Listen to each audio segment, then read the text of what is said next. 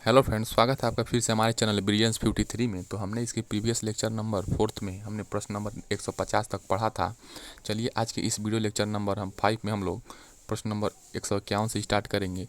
तो इस सामाजिक अध्ययन का जो प्लेलिस्ट है इस वीडियो के लिंक में, वहाँ से सारा वीडियो आप लोग जाइए देखिए और ये भी वीडियो देख लीजिएगा। और इसका PDF डाउनलोड करने के लिए टेलीग्राम का लिंक है, वहाँ से जुड़ जाइए। और चारों सब्जेक्ट का प्लेलिस्ट का लिंक और सीटेट का प्लेलिस्ट का लिंक इस वीडियो के डिस्क्रिप्शन बॉक्स में है, देख लीजिए। चलिए, जो भी इस क्लास को पहली बार देख रहे हैं या जो देखते आ रहे हैं वो इस वीडियो को लाइक शेयर सब्सक्राइब जरूर कर दें। चलिए शुरू करते हैं प्रश्न नंबर 151 से। सिकंदर ने भारत पर आक्रमण किया था 321 ईसा पूर्व में, 322 ईसा पूर्व में, 324 ईसा पूर्व में, 326 ईसा पूर्व में। सिकंदर ने भारत पर आक्रमण कब किया था? 326 ईसा पूर्व में। तो कब किया था? 326 ईसा पूर्व में। प्रश्न नंबर 152 देखिए क्या है।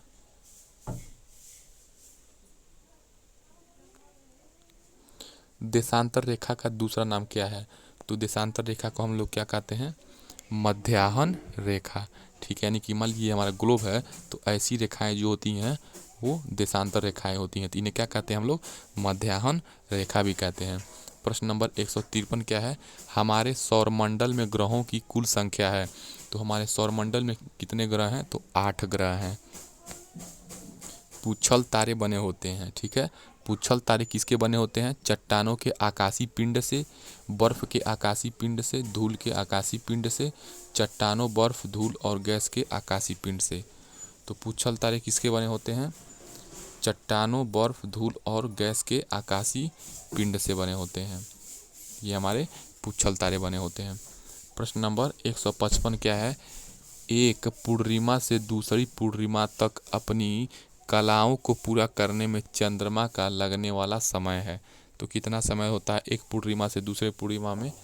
समय 31, 30, 29 दिन 8 घंटे, 28 दिन 23 घंटे। तो 31 दिन लगते हैं। तो आपका ऑप्शन नंबर ओ 31 दिन सही हो जाएगा। तो चंद्रमा को एक पूर्णिमा से दूसरे पूर्णिमा में अपनी एक कला पूर्ण करने के लिए 31 दिन लगता है। प्रश्न नंबर 156 है, निम्नलिखित विद्वानों में से हड़प्पा सभ्यता का सर्वप्रथम खोजकर्ता कौन था? तो हड़प्पा सभ्यता का खोजकर्ता कौन था? Sir John Marshall, RD Banerjee, A Cunningham, Dayaram Sahni. तो बताइए कौन सा था? तो हड़प्पा सभ्यता का सर्वप्रथम जो खोजकर्ता थे कौन थे? दयाराम साहनी थे। ठीक है। प्रश्न नंबर 157 है, किस सभ्यता को नील नदी का वरदान कहते हैं? ठीक है, असीरिया की सभ्यता, मेसोपोटामिया की सभ्यता, बेबीलोनिया की सभ्यता, मिस्र की सभ्यता। यानी कि नील नदी नहीं होता तो वो सभ्यता वहाँ पे उत्पन्न नहीं हुई होती। वो तो किसे कहते हैं? तो नील नदी का वरदान कौन सी सभ्यता को कहते हैं? तो मिस्र की सभ्यता को हम लोग क्या कहते हैं? नील नदी का वरदान कहते हैं।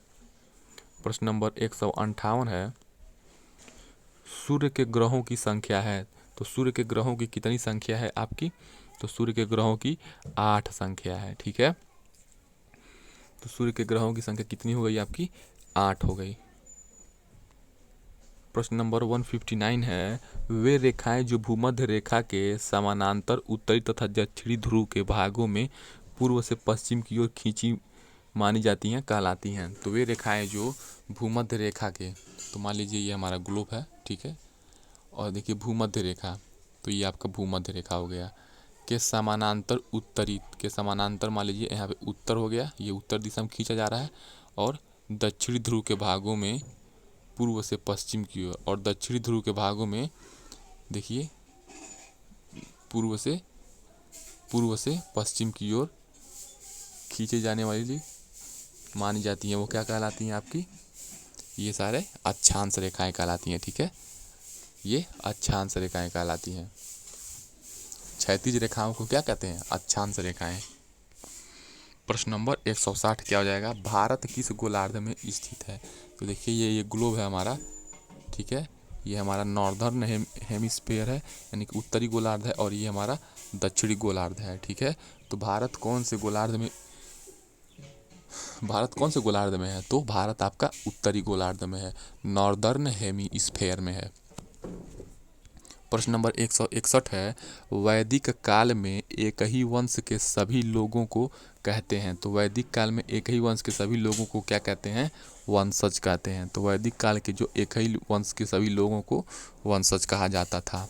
प्रश्न नंबर 162 क्या है, ग्रह को अंग्रेजी भाषा में कहते हैं। तो ग्रह को अंग्रेजी भाषा में क्या कहते हैं? Plant, planet, paint, plan. तो क्या कहते हैं आपको पता है? प्लेनेट कहते हैं।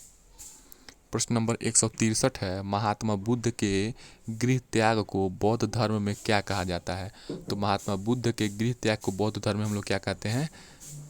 महाभिनिष्क्रमण, महाभिनिष्क्रमण कहते हैं। तो जब महात्मा बुद्ध क्या किए थे? अपना घर त्याग दिए थे, सब गृह त्याग करके वो जब बौद्ध धर्म के बारे में प्रचार प्रसार करने लगे तो वहीं से वो क्या हुआ? बौद्ध धर्म का उत्पत्ति हो गया। तो उसे क्या कहते हैं? महाभिनिष्क्रमण कहते हैं। और महापरिनिर्वाण क्या है?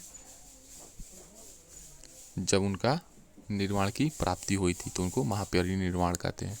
प्रश्न नंबर 164 है, स्यादवाद किस धर्म से दर्शन का मूल आधार है? तो स्यादवाद किस धर्म के दर्शन का मूल आधार है? शैव धर्म, बौद्ध धर्म, भागवत धर्म, जैन धर्म। तो आपका ये जैन धर्म हो जाएगा। प्रश्न नंबर 165 है, श्वेतांबर तथा दिगंबर नामक संप्रदाय किस धर्म से संबंधित है? तो श्वेतांबर और दिगंबर, श्वेतांबर मतलब जो सफ़ेद कपड़े पहनते थे और जो दिगंबर मतलब जो कपड़े नहीं पहनते थे। तो जैन धर्म, बौद्ध धर्म, ईसाई धर्म, वैष्णव धर्म। तो कौन से श्वेतांबर दिगंबर? आपके जैन धर्म के दो संप्रदाय थे। पृथ्वी के सबसे निकट ग्रह कौन सा है? शुक्र, वरुण, शनि, मंगल। तो देखिए सबसे निकट ग्रह पृथ्वी, देखिए सूर्य के बाद पहला ग्रह का आता है, पहले बुध, शुक्र, मंगल, पृथ्वी। ठीक है, तो देखिए बुध, शुक्र, मंगल। ठीक है,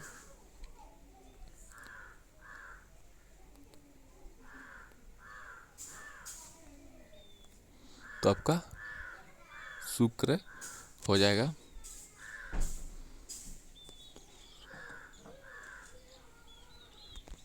प्रश्न नंबर 167 है, हड़प्पा नामक स्थल किस प्रांत से संबंधित है?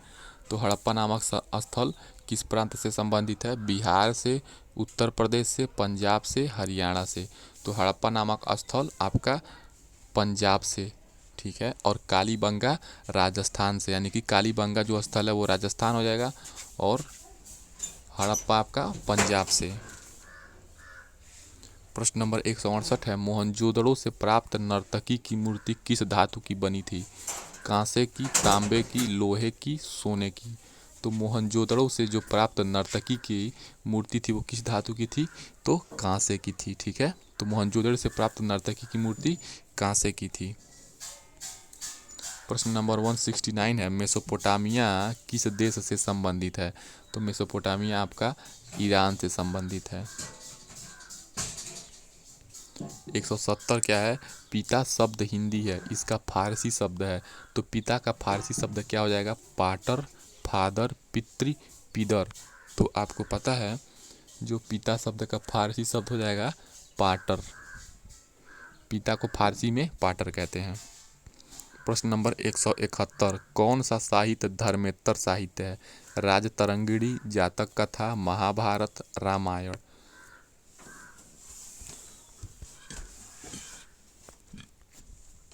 तो बताइए।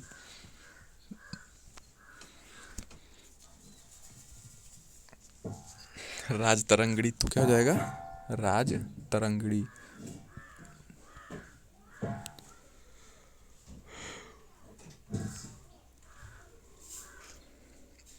प्रश्न नंबर 172 है, देखिए क्या लिखा है, क्लियर नहीं हो पा रहा है, तो इसके लिए हम लोग एक सेकंड रुकते हैं। शायद स्वप्न या सम दिया है कुछ, तो इसको क्या हो जाएगा? सम का अर्थ है, इसका उत्तर हो जाएगा गान। तो इसे रिमूव कर दीजिए, कोई दिक्कत नहीं है। 1% से वेदांग कितने हैं? तो 7, 6, 5, 3। तो आपके कितने वेदांग हैं? 6 वेदांग हैं। तो वेदांग कितने हो गए? 6 वेदांग हो गए। प्रश्न नंबर 174 है, गैर मान्यता विवाह है। तो गैर मान्यता विवाह क्या है? ब्रह्म विवाह, गांधर्व विवाह, प्रजापत्य विवाह, आर्य विवाह। तो गैर मान्यता विवाह क्या है? यानी कि जिसकी मान्यता नहीं है, वो ऐसी इन चारों पद्धति में से कौन सी पद्धति है जिसको इलीगल माना गया है, यानी कि गैर मान्यता विवाह नहीं है, गैर मान्यता है, इसको मान्यता नहीं दी गई है। तो गांधर्व विवाह यानी कि लव मैरिज। प्रश्न नंबर 175 क्या हो जाएगा? उत्तर वैदिक कालीन संदेशवाहक कहलाता है। तो उत्तर वैदिक कालीन संदेशवाहक क्या कहलाता था? दूत, पालागल, उग्र, डाकिया। तो उत्तर वैदिक कालीन जो संदेशवाहक क्या था? वो दूत था। ठीक है, तो जो उत्तर वैदिक कालीन संदेशवाहक था वो दूत था। प्रश्न नंबर 176 क्या है? बुद्ध के समकालीन सम्राट माना जाता है। तो बुद्ध के समकालीन सम्राट किसको माना जाता है? प्रद्योत, अजातशत्रु, अशोक, बिंबिसार। तो बुद्ध के समकालीन सम्राट किसे माना जाता है? अशोक को। ठीक है, तो अशोक क्या होता है? बुद्ध के कंटेम्पोररी हैं। प्रश्न नंबर 177 है, इतिहास घटनाओं या विचारों की उन्नति का सुसंबद्ध विवरण है, यह कथन है। तो यह कथन किसका है? इतिहास क्या है? जो भी घटनाएं और विचारें हुई हैं, ठीक है, प्राचीन समय में, उसकी उन्नति का क्या है? सुसंबंध, यानी कि अच्छी तरीके से संबंध करके उसका विवरण बताना ही इतिहास है। तो ये कथन किसने कहा था? तो रैम्पसन ने कहा था। ठीक है, ये कथन वाला पूछा है डायरेक्ट, तो आप लोग इसको याद रखेंगे, रैम्पसन। प्रश्न नंबर 178 है, पूरा पाषाण काल की महत्वपूर्ण उपलब्धि थी। तो पूरा पाषाण काल की महत्वपूर्ण उपलब्धि क्या थी? पहिए का आविष्कार, आग की खोज, कृषि का आरंभ, अस्थायी जीवन की शुरुआत। तो पूरा पाषाण काल की सबसे महत्वपूर्ण उपलब्धि क्या थी? तो इसी पूरा पाषाण काल में क्या हुई थी? आग की खोज हुई थी। और नवपाषाण काल में पहिया का आविष्कार हुआ। देखिए प्रश्न नंबर 179 आ भी गया, पहिए का आविष्कार कब हुआ था? तो नवपाषाण काल में। पूरा पाषाण काल में आपका क्या हुआ? आग की खोज हुई, और नवपाषाण काल में आपका पहिए का आविष्कार हुआ, यानी कि सबसे पहले आग आया, उसके बाद पहिए का खोज हुआ। प्रश्न नंबर 180 है, महापाषाण से तात्पर्य है। तो महापाषाण से क्या तात्पर्य है? धार्मिक अनुष्ठान से, उपकरणों से, पर्वत श्रृंखला से, समाधियों से। तो महापाषाण से क्या तात्पर्य है? तो महापाषाण मतलब क्या हो जाएगा? महा मतलब बड़ा, पाषाण माने पत्थर, यानी कि पर्वत श्रृंखला से। ठीक है, तो पर्वत श्रृंखला हो जाएगा। प्रश्न नंबर 181 है, सिंधु सभ्यता के घर किससे बनाए जाते थे? तो जो सिंधु सभ्यता में जो घर थे किससे बनाए जाते थे? ईंट से, बांस से, पत्थर से, लकड़ी से। तो सिंधु सभ्यता के घर किससे बनाए जाते थे? तो आपके वो हो जाएंगे ईंट से। ठीक है, तो सिंधु सभ्यता निवासी बहुत होशियार थे, तो ये आपका ईंट से हो जाएगा। प्रश्न नंबर 182 है, मोहनजोदड़ो की सबसे बड़ी इमारत है। तो मोहनजोदड़ो की सबसे बड़ी इमारत क्या हो जाएगी? पुरोहितवास, स्नानागार, अन्नागार, विद्यालय भवन। तो मोहनजोदड़ो की सबसे बड़ी इमारत क्या हो जाएगी? स्नानागार। ठीक है। प्रश्न नंबर 183, चंद्र ग्रहण की घटना होती है। तो चंद्र ग्रहण की घटना कब होती है बताना है आपको। पूर्णिमा को होता है कि अमावस्या को? और तथा वो यानी कि पूर्णिमा और अमावस्या दोनों को होता है या इनमें से कोई नहीं? तो चंद्र ग्रहण का जो घटना होती है कब होती है? हमारी पूर्णिमा के दिन होती है। ठीक है, तो पूर्णिमा टिक कर देंगे। सूर्य ग्रहण की घटना कब होती है? चंद्र ग्रहण आपका पूर्णिमा हो गया, तो सूर्य ग्रहण आपका अमावस्या हो जाएगा। यानी कि देखिए चंद्र ग्रहण याद रख कर लेंगे। चंद्र ग्रहण आपका पूर्णिमा को होता है और सूर्य ग्रहण आपका अमावस्या को। एक याद है कि जो सूर्य भगवान है ये क्या करते हैं? रोशनी देते हैं, इसीलिए अमावस्या में जब अंधेरा रहता है तो ये क्या करता है? प्रकाश देता है। मान के चलिए, याद करने का ट्रिक है। तो क्या हो जाएगा? सूर्य ग्रहण आपका अमावस्या में होता है और चंद्र ग्रहण आपका पूर्णिमा में होता है। पूर्णिमा में चूंकि चमकता है, चांदनी रात होती है, तो यही आपका चंद्र ग्रहण हो जाएगा मान लीजिए। तो सूर्य ग्रहण की घटना कब होती है? तो सूर्य ग्रहण की घटना आपकी अमावस्या को होती है। यानी देखिए सबसे पहले अ आ ई होता है ना, अ के बाद क्या आता है अ आ ई, ठीक है। तो यानी कि सबसे पहले सूर्य ही क्या है, ऊर्जा का मुख्य स्रोत है हमारे पूरे पृथ्वी पे। ये सूर्य ही क्या है, ऊर्जा का प्रमुख स्रोत है। सूर्य नहीं होता तो हमारा जीवन संभव नहीं होता, इसीलिए क्या हो जाएगा। इसी प्रकार अगर अ नहीं होता तो ये हमारा जो वर्णमाला है, ये जो अ आ ई ये नहीं होता, तो उसी प्रकार क्या हो जाएगा, यानी कि अ पहले आता है, इसका मतलब ये सूर्य से रिलेटेड है, यानी कि अमावस्या के दिन सूर्य ग्रहण होता है। तो ऐसे याद करेंगे तो भूलेगा नहीं। प्रश्न नंबर 185 क्या है, इसको जो मैंने आपको एक ट्रिक बताया है, इसको हम लोग कहते हैं निमोनिक्स, ठीक है। तो निमोनिक्स कहते हैं इसे। तो आप बहुत सारे ट्रिक और निमोनिक्स बना के याद कर सकते हैं। प्रश्न नंबर 185 है, पृथ्वी के सबसे दूर ग्रह है। तो पृथ्वी के सबसे दूर ग्रह क्या है, शनि, अरुण, वरुण, बुध। तो पृथ्वी के सबसे दूर ग्रह कौन सा है, तो वरुण है। प्रश्न नंबर 186 क्या है,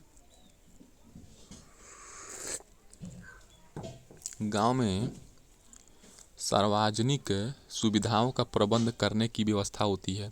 स्वशासन द्वारा, जिला शासन द्वारा, विकास खंड शासन द्वारा, तहसील शासन द्वारा। तो गांव में जो सार्वजनिक सुविधाएं होती हैं उनका प्रबंध कौन करता है, तो गांव का जो भी सार्वजनिक सुविधाएं होती हैं वो विकास खंड शासन द्वारा क्या होता है, उसको सुनियोजित कराया जाता है। तो विकास खंड शासन द्वारा कराया जाता है। प्रश्न नंबर 187 देखिए, भारत में किस प्रकार की दलीय व्यवस्था है, एकात्मक, दो दलीय, बहुदलीय, इनमें से कोई नहीं।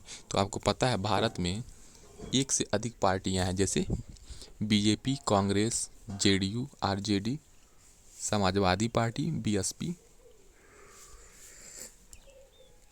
इस प्रकार बहुदलीय व्यवस्था है हमारे देश में, ठीक है। प्रश्न नंबर 188 है, पृथ्वी का उपग्रह है।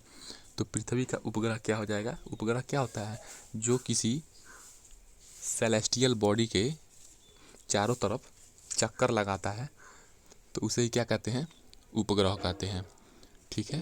तो पृथ्वी का चक्कर चंद्रमा लगाता है, तो ये आपका पृथ्वी का उपग्रह क्या हो जाएगा, चंद्रमा हो जाएगा। प्रश्न नंबर 189 है, सबसे बड़ा ग्रह क्या है। तो सबसे बड़ा ग्रह आपको पता है कि क्या है, बृहस्पति है, ठीक है। तो सबसे बड़ा ग्रह आपका बृहस्पति है।